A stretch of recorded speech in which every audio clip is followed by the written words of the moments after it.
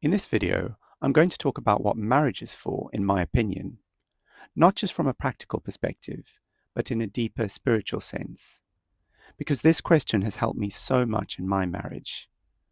When I find myself in a difficult place, knowing what marriage is for has helped me remember that the pain I'm experiencing in the moment is part of a greater process of what I'm doing in my marriage in the first place. It's a bit like exercising to get fit. I know that the pain I feel after my workout are all those micro tears in my muscles as they break ever so slightly before coming back together again in a stronger, more resilient way. If you're new to the channel, welcome. I'm Richard. And on this channel, I make videos about therapy and spirituality from my own lived experience of these things and what I found helpful about them. So, let's get into the video. Welcome back. So, most of us grow up believing that marriage is meant to make us happy, right?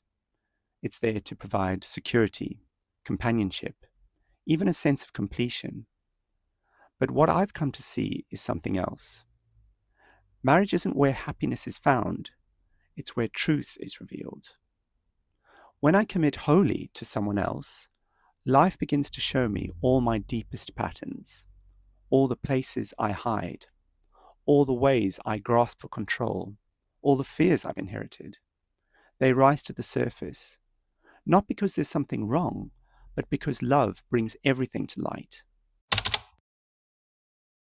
A true relationship becomes a mirror. It reflects back to me every corner of my consciousness. It says, here's where your heart is still closed. Here's where you believe you're still right.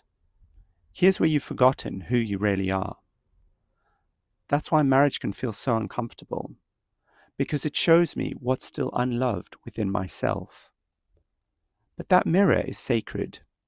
It's life inviting me to wake up. Marriage, in its deepest form, isn't a romance. It's a path of awakening. It asks of two people to practice love as a verb, not a feeling. To stay present when the mind wants to be right. To forgive, not as a favor, but as a return to truth. And in that way, every conflict, every misunderstanding, every silence between two people is an opportunity to remember love. Not the emotional high, but the still current underneath that says, I see you and I choose to meet you again, right here. At its deepest level, marriage is for remembering, for discovering that love is not something that I give or get, it's what I am. And when two people wake up to that truth, marriage stops being a contract between two personalities and becomes a temple of consciousness, a shared field of awareness that holds both.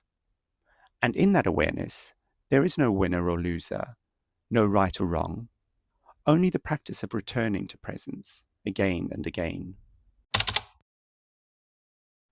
So, when I ask, what is marriage for? I guess I don't think it's for perfection or never fighting again, or even for lasting forever. I think it's for awakening. It's for learning to see presence in the eyes of the other. Because in the end, marriage isn't about being completed. It's about remembering that I was never incomplete to begin with.